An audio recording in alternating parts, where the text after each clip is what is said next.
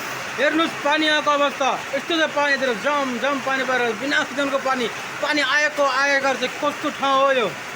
1 महिना नपुग्दै 15 दिन नपुग्दै पानी आउनेसम्म कस्तो ठाउँ हेर्नुहोस् त। यस्तो पानी जाम परेर हेर्नु त। यस्तो छ यतातिर हेर्नु सक्नुहुन्छ तपाईँहरूले है।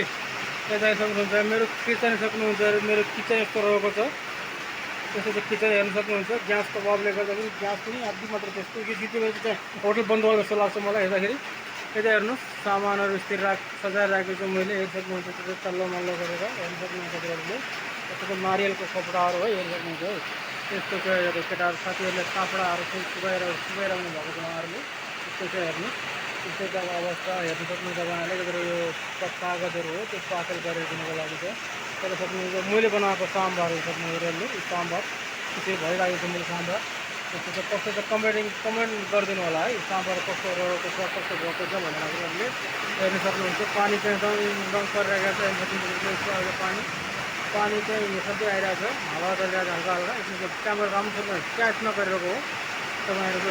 यस्तो काम हेरेको तलतिर एउटा खोलो पनि चाहिँ आइसक्नु तल त मान्छेहरू नआउने मान्छेहरू आएर तलतिर नआउने गर्छन्। उहाँहरू आएर ल हात त बाइक